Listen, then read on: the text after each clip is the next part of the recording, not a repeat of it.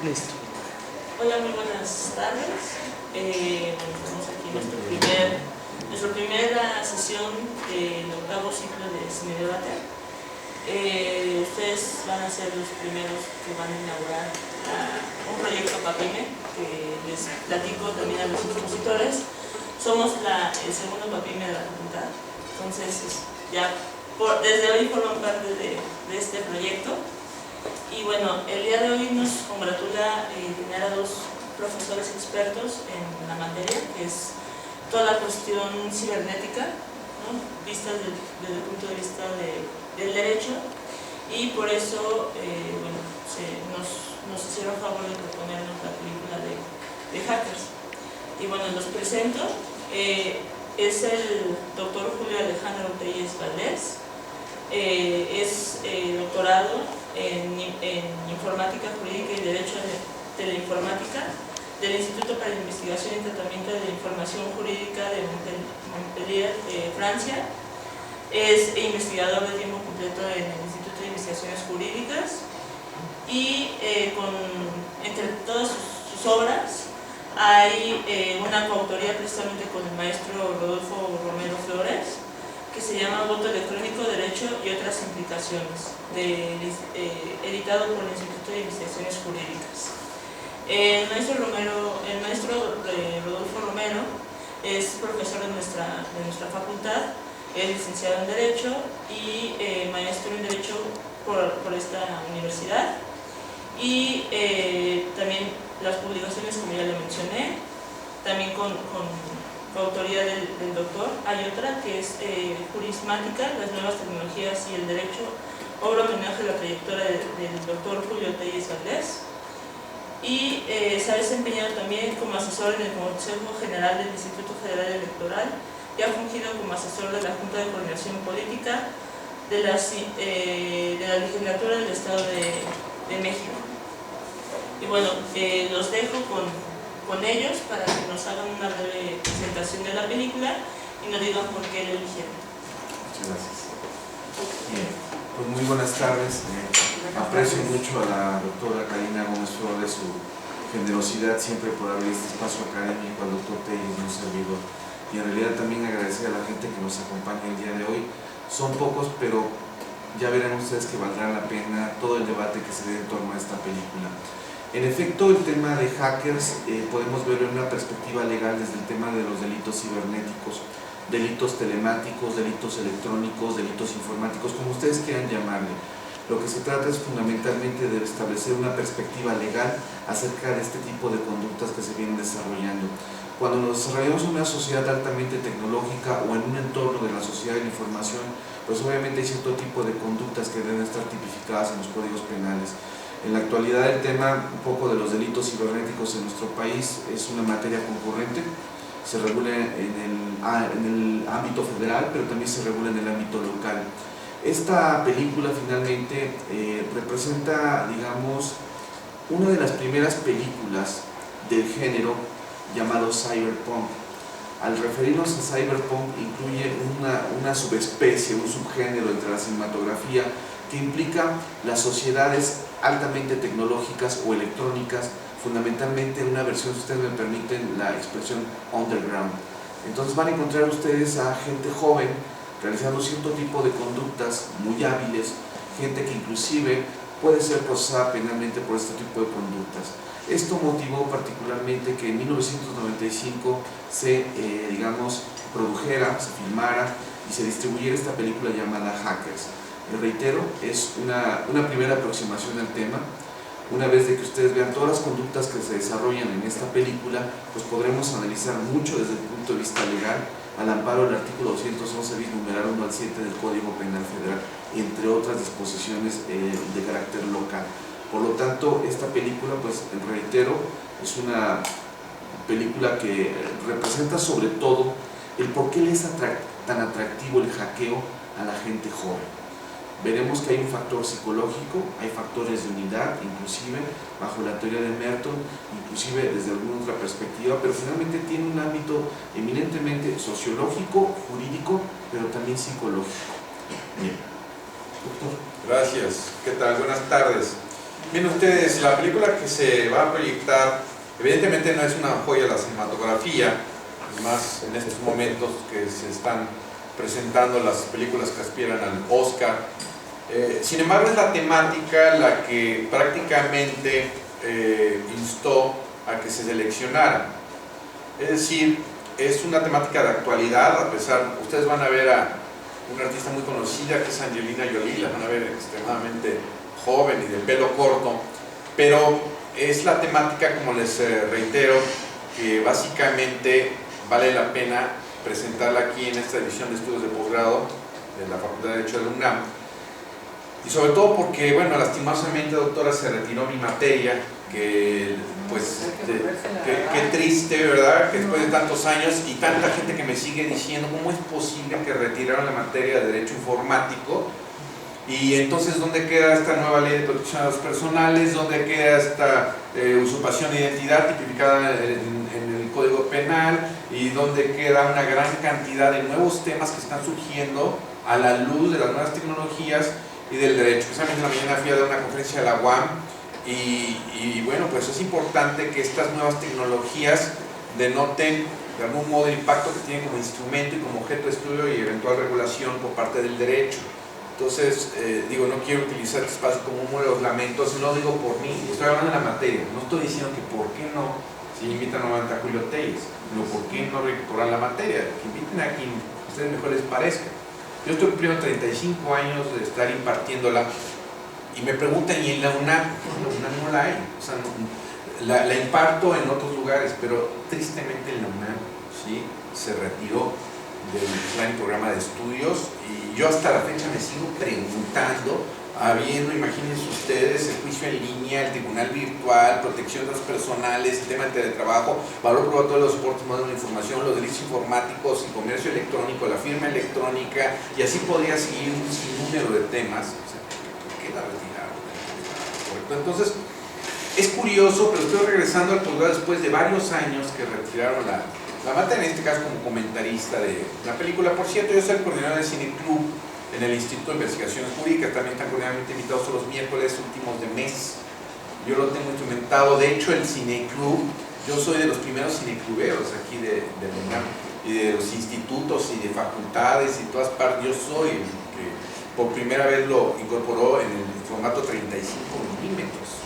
Yo ya tengo bastante tiempo, ¿sí?, en estas lides, y allá siempre son películas de corte jurídico, y también evidentemente se tiene una especial dedicación en cuanto a las personas que van a comentar. Entonces sé de qué se trata, ¿sí?, el escoger una película con temática y que existan expositores que den pauta a una mayor comprensión del tema, o en su caso la película. Por eso aclaramos, aquí es más bien el tema, más que la película en sí misma.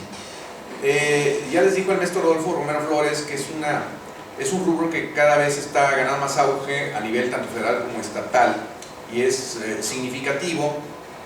Y ustedes les pido que tomen nota, porque van a dar cuenta de que hay una bifurcación entre los hackers éticos, aquellos que no necesariamente buscan causar un daño a alguien, sino al contrario, identificar las fallas de seguridad, y aquellos que sí deliberadamente buscan, a través de sus conocimientos y experiencia, hacerse de un beneficio propio o ajeno en detrimento de los intereses de otras personas. Entonces se van a dar cuenta que aquí hay un combate entre hackers, y así es, en la realidad así es. No crean que es nada más aquí que se les ocurrió en la película, sino que incluso, por ejemplo, el gobierno de Barack Obama fueron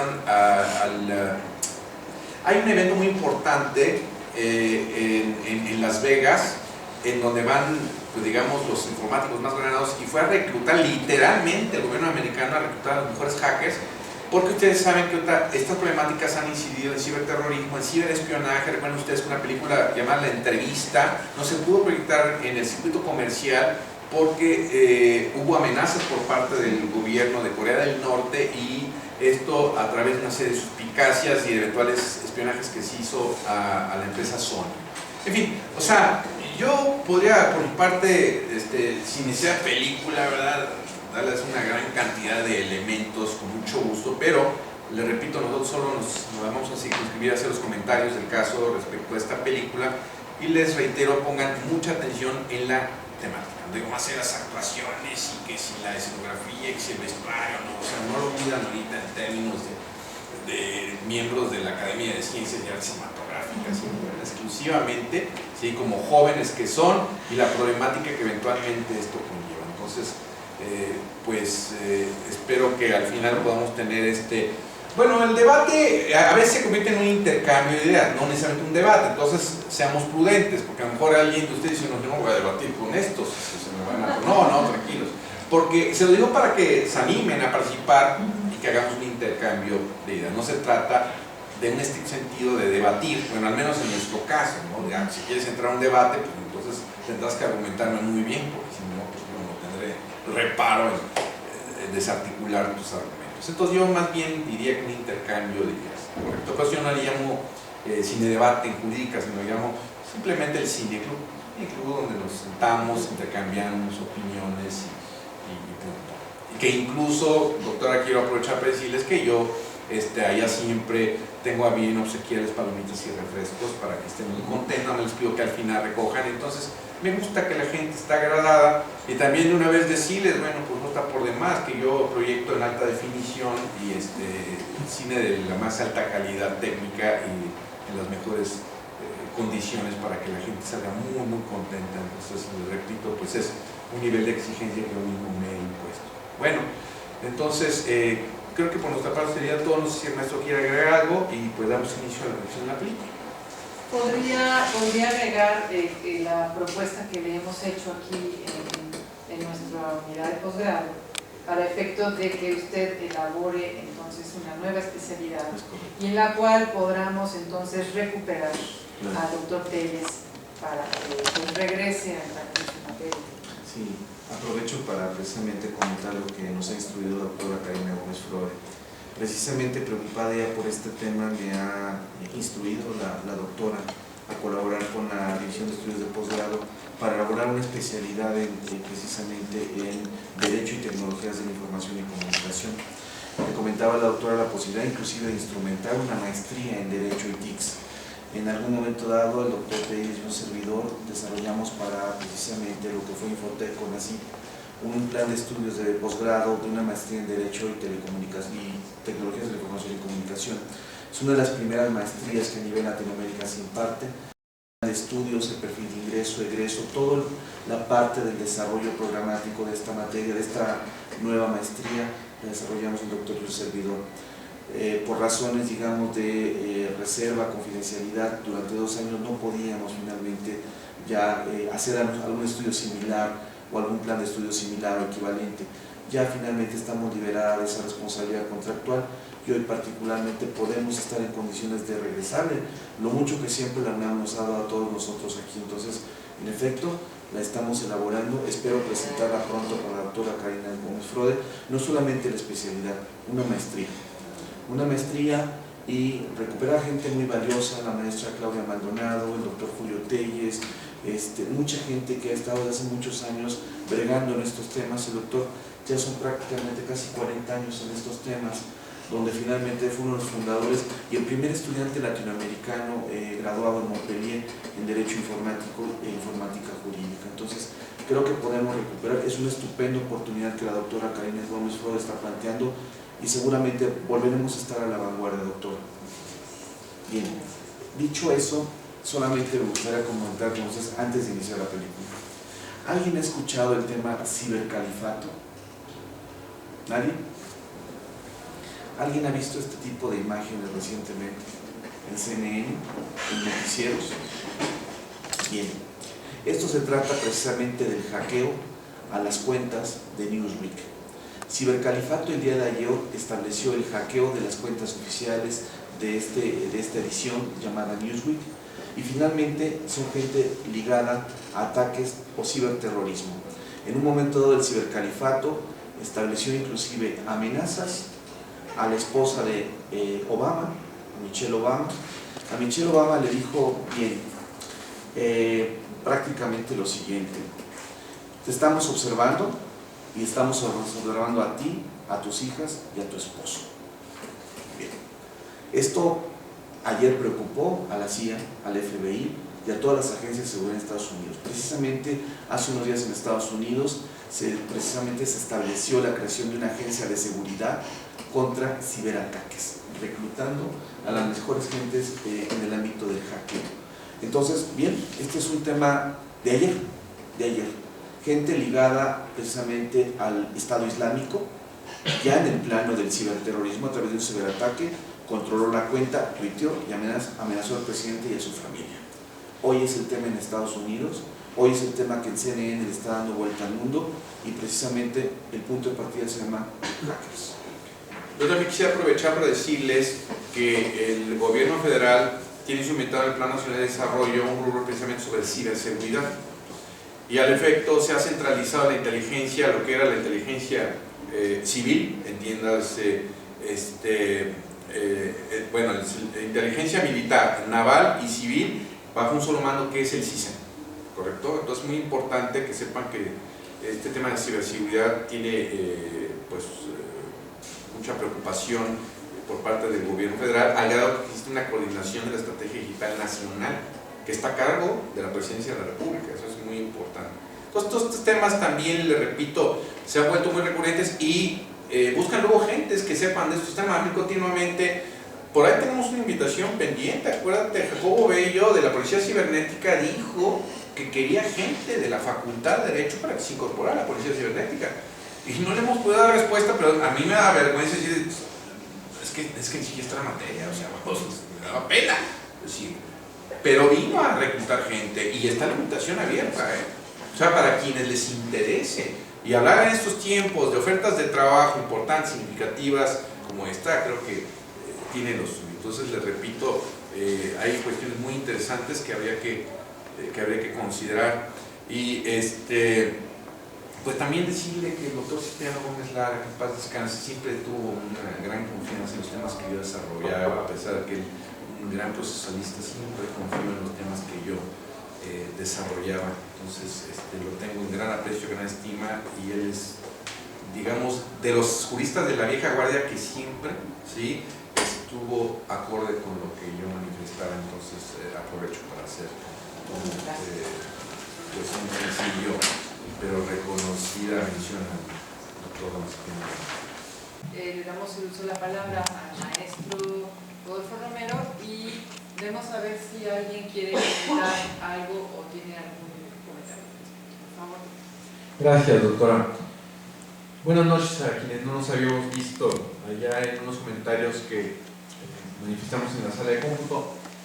Como había mencionado, por supuesto, no es una joya cinematográfica, no ganó ningún premio esta película, y sin embargo sí tiene algunos factores que nos deben de llamar la atención. La película se estrenó el 15 de septiembre de 1995, prácticamente estaría cumpliendo en este año 10 años que se estrenó. Y sí, 20, pero sería un presagio de lo que estamos viviendo actualmente. Por cierto, ahí también valdría comentar que esta pareja que vieron, de Jason Lee Miller y de Angelina Jolie, con motivo de la película, entablaron una relación amorosa y se casaron. Estuvieron casados del 96 al 99, fue el primer esposo de Angelina Jolie. Después tuvo con, recuerden, Billy Bob Thornton, y ahora está con Brad Pitt. En fin, entonces, digo, comentarios al calce. No, pero es que no sé si se percatan que sí se dio luego una gran interiorización, ¿verdad?, entre estos dos personajes. Pero les decía que tiene mucho significado respecto a la realidad que estamos viviendo, y que, como lo comenté hace unos momentos al inicio, aquí vemos cómo hay hackers éticos. Al final ellos pues no dejan de ser hackers éticos porque no sustrajeron nada, es decir, combatieron a este otro tipo de hackers que son el verdadero flagelo, que son los que buscan obtener beneficios propios o ajenos. Entonces, ¿por qué surgen los hackers? Bueno, En su caso podemos verlo a través de esta caracterización que estábamos viendo en la película. Es una ambición desmedida, esto es muy importante, es una ambición desmedida de obtener el mayor número de beneficios, en este caso económicos, en el menor tiempo posible. Es una característica, digamos, de los delincuentes informáticos.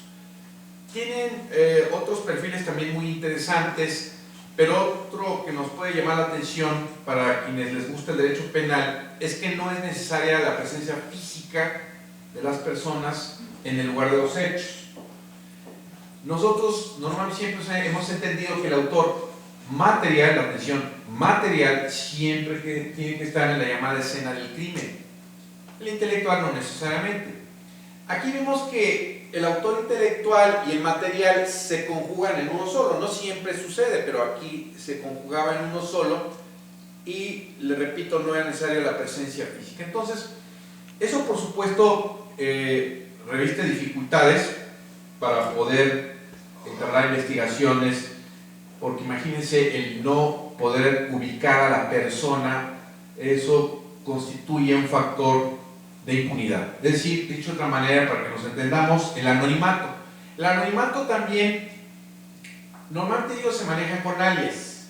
Entonces, sí les gusta dejar huella de sus delitos, pero no como para que sepan quién fue, pero sí para que sepan que, vamos, con este pseudo que manejan, pues fueron capaces de vulnerar o agredir los sistemas informáticos. Entonces, todo esto que vemos a lo largo de la película, le repito, es muy característico de los llamados hackers. Han surgido variaciones sobre esto de los hackers. Hay quienes les llaman freakers cuando están utilizando las tecnologías de las telecomunicaciones, en fin. Pero en esencia se han buscado establecer reglas, normas jurídicas, en este caso tipificaciones en códigos penales para tratar de prevenir, en su caso sancionar este tipo de delitos.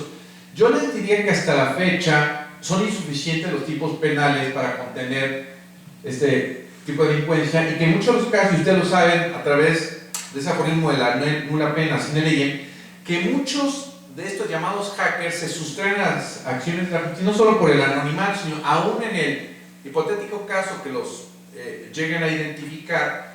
En muchas de las ocasiones realizan acciones que no están tipificadas como delitos y por ende tienen que ser eximidos. Entonces eso es muy característico. Por tanto, diríamos, ya para ir cerrando esta primera participación, que la legislación, fundamentalmente en materia penal, siempre ha ido a la saga de este tipo de delincuencia. Esta delincuencia es sumamente compleja. Hay quienes normalmente hablan de robo de información. Bueno, el robo es el apoderamiento físico, una cosa mueble. Ustedes veían que portaba un disquete. Ahí no había un robo de información, había un robo, en dado caso, ¿sí? Bueno, aunque era de ellos mismos, pero bueno, de un disquete que por cierto ya están en desuso, ¿verdad? Ahí se ve como es desde 95 esto. Pero les decía, es un elemento material. ¿Cuánto podría haber costado un disquete en forma unitaria? Pero lo valioso era la información que estaba en ese soporte magnético, que podría haber valido miles, o en su caso, como lo vemos aquí, 25 millones de dólares. Estaba tasada la información contenida en ese disquete, ¿correcto? Pero vuelvo a insistir, no se puede hablar de un robo en sentido estricto de la palabra, a menos de que existiera una equiparación en el Código Penal, en el caso del robo de información, como lo existe en el fluido eléctrico, que hay robo de fluido eléctrico. Es decir, los elementos inmateriales normalmente se sustraen de lo que es la figura del robo, pero la información es quizás uno de los elementos más importantes que debemos de considerar en este tipo de delincuencia, porque la información debemos considerarla dentro de un plano legal como un bien intangible o inmaterial con un contenido económico intrínseco que radica en el destino de utilidad. Ese es el bien jurídico tutelado, la información.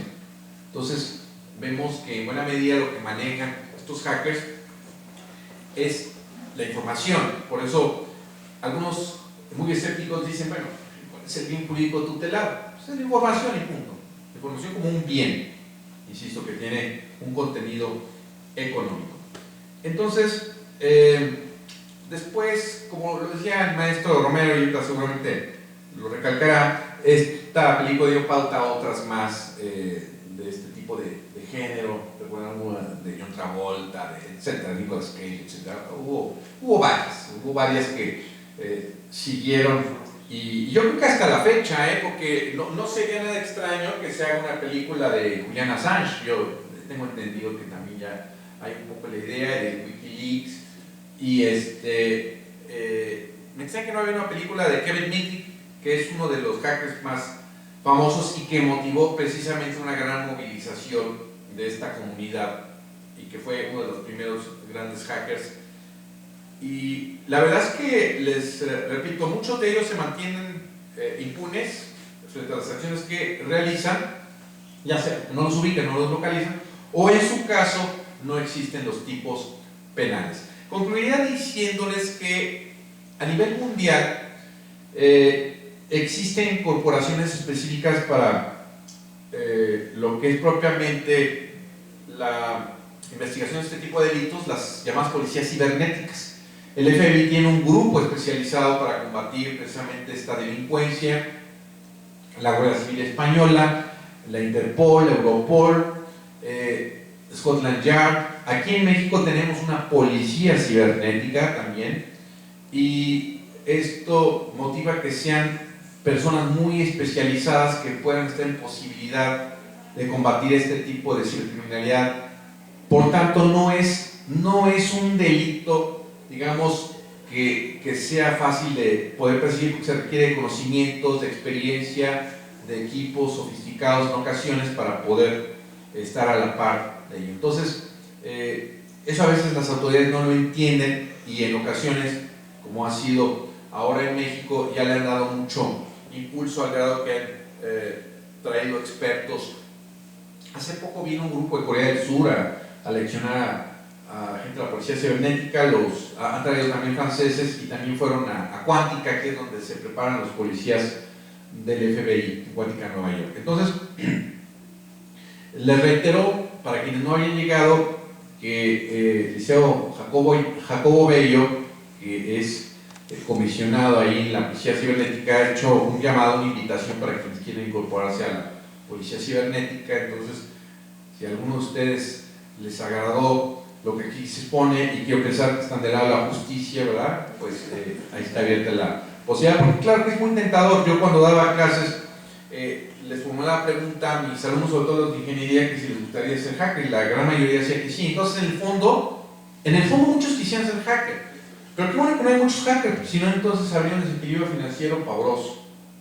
Entonces, afortunadamente no cualquiera puede ser un hacker. Digo afortunadamente, porque eso permite que, si bien es cierto que los estragos que causan son mayúsculos, bueno, no sean tantos en función de que el número es muy limitado, ¿correcto? Entonces, es una delincuencia, si me lo permiten, de élite, y para decirlo en términos más doctrinarios, es una delincuencia de cuello blanco.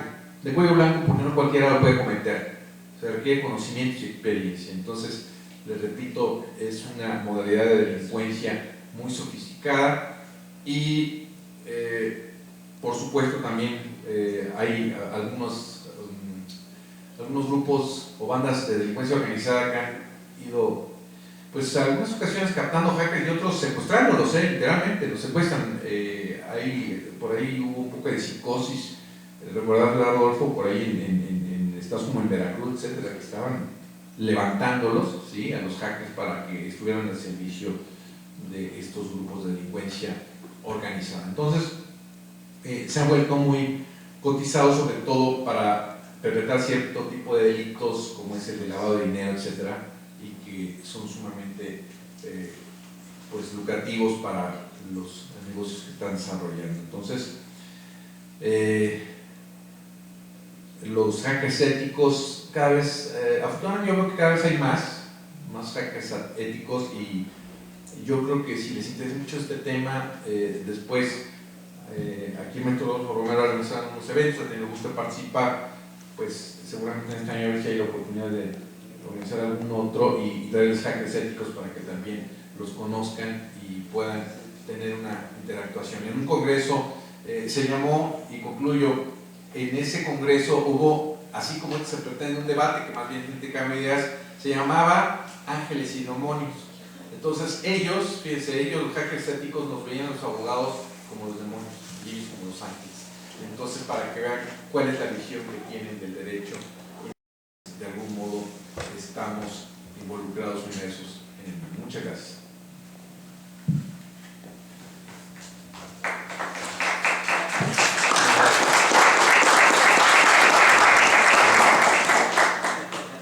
Bueno, le damos el uso de la palabra, por favor, a Rodolfo.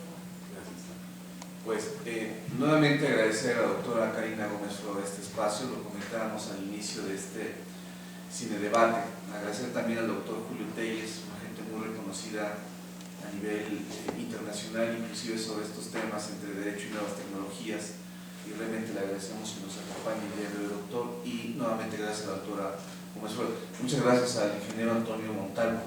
También sin los ingenieros en sistemas, programadores y todo lo demás, gran parte de esto no podría ser posible. Entonces, reconocer también el valioso apoyo del área siempre informática, ¿no?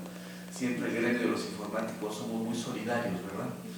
Bien, esta película finalmente, como decía el doctor acertadamente, es una de las primeras, pero no es la única. Hay otra llamada Napster, está La Red, está otra que se llama El Asalto Final, que retoma un poco la vida de Kevin Mitnick en el año 2000, publicada precisamente, presentada en aquel año, donde habla acerca precisamente de uno de los íconos del hackeo. Kevin Mitnick es una persona que fue procesada en Estados Unidos al amparo de la acta federal sobre abuso y fraude computacional, una de las primeras gentes procesadas precisamente por este tipo de delitos cibernéticos, siendo todavía o apenas cumpliendo la mayoría de edad para ser procesado penalmente. Entonces, son muchas películas.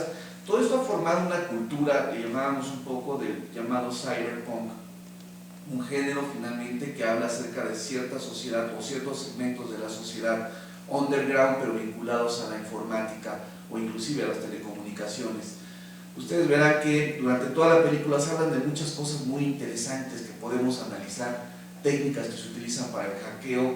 Lo que ustedes vieron al principio de la película, cuando una persona de repente levanta el teléfono, aprieta una grabadora y se oyen tonos, bueno, eso finalmente constituye una forma de vulnerar un propio sistema.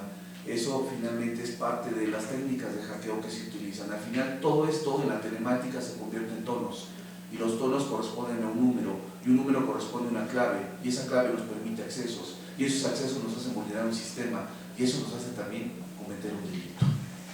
Bien, esa parte, digamos, en un momento dado es importante verla, porque hay otra parte en la película donde finalmente también alguien toma el teléfono, se hace pasar por un responsable, solicita datos y se le da el número del módem para que una persona pueda conectarse remotamente a ese módem. Eso se llama ingeniería social y es una forma de obtener información relevante. ¿Cuántas veces no nos ha sucedido? Es una técnica de hackeo completamente básica, pero es la más funcional. Otra parte que viene más adelante de la película, ven de repente un grupo de gente, estos chicos, Angelina Jolie, buscando en la basura. Es una técnica que se le conoce como buceo en la basura, dumpster diving, es decir, buceando en la basura. ¿Y qué encontramos en la basura? Información relevante. Podemos encontrar desde códigos, podemos encontrar un elemento de criptografía que se puede recuperar. Durante toda la propia película se habla mucho de técnicas de criptografía. Hoy no es posible que ustedes hagan una transferencia electrónica de fondos si no es precisamente con elementos de criptografía. Precisamente esto ha motivado que en esta película, una de las primeras, pero no la única, se retomen estos elementos. Es parte de una cultura que se ha desarrollado, es parte de un fenómeno. Y lo decía acertadamente el doctor, ¿por qué cautiva tanto el tema del hackeo? Porque finalmente es cometer una conducta que va en contra de la propia ley, de las disposiciones penales. Si lo revisamos a la par de nuestra legislación penal federal. Pero ¿por qué les es tan atractivo? Miren, quisiera de manera muy breve que me permitan reproducir algo.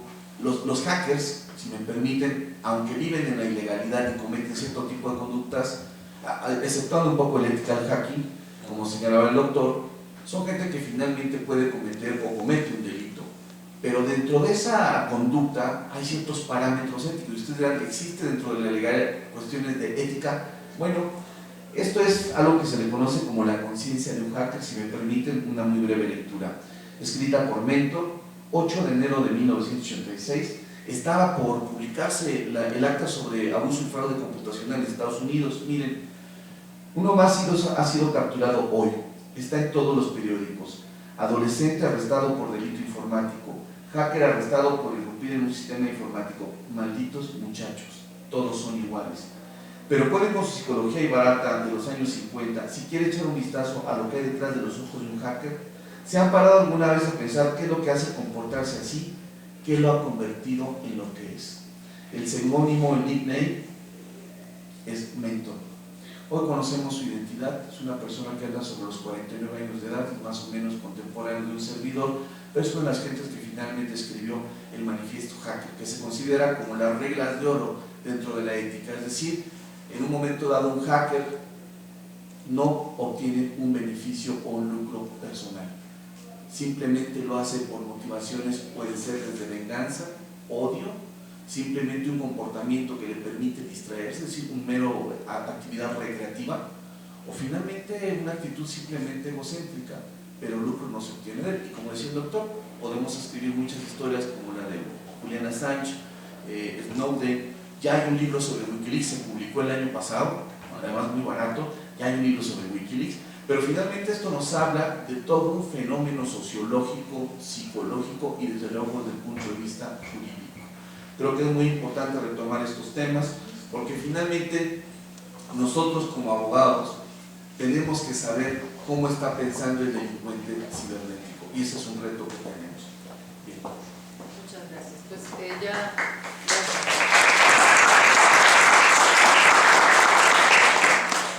Interesantísima la película, pero ahora abrimos el debate. ¿Alguien quiere hacer algún comentario, alguna pregunta a nuestros expositores? ¿No? Ningún comentario. Bueno, yo nada más me quedé con la duda si había algún tratado internacional que combata ya... No, doctora, le comentaba que, bueno, al menos yo me he pronunciado en el sentido de que este tipo de cibercriminalidad estuviera contenida en el Estatuto de Roma, pero no ha sido el caso. Incluso también se ha hablado mucho de incorporar los delitos en contra de la salud, del narcotráfico de manera específica, y no ha sido el caso, porque en efecto una de las problemáticas que tenemos es que, aunque lo tengamos tipificado a nivel nacional, nosotros sabemos que un principio elemental en derecho internacional público es el de la extraterritorialidad. Entonces, ¿de qué sirve que tengamos tipificado una conducta aquí en el país si digamos, el acto, la conducta viene de otro país? Entonces, o la información está en un servidor alojado en otro país distinto. Entonces, ahí tenemos digamos, una gran problemática. Y sí se requiere forzosamente que haya acuerdos internacionales para poder perseguir de debida forma este tipo de delincuencia.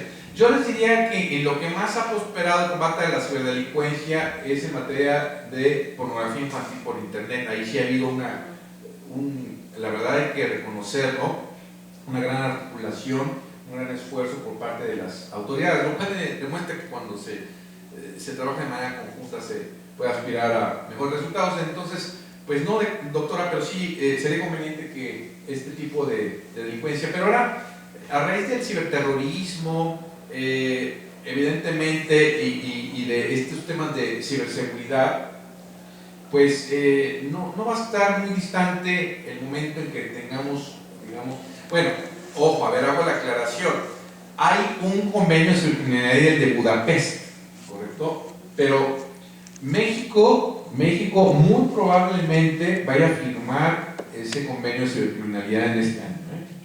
Entonces, eso creo que puede dar muy buenas expectativas, pero fundamentalmente versa, entre otras cosas, en la cooperación internacional. Pero digamos, hay que ir más allá, es muy bueno, pero hay que ir más allá, pero repito, este ciberconvenio de criminalidad de Budapest es muy importante, muy interesante, y que están las autoridades mexicanas, yo entiendo, ya muy cercanos a poderlo hacer. Muy bien. Pues muchas gracias. Quiero darle entonces el reconocimiento al doctor Julio Alejandro Reyes Valdés.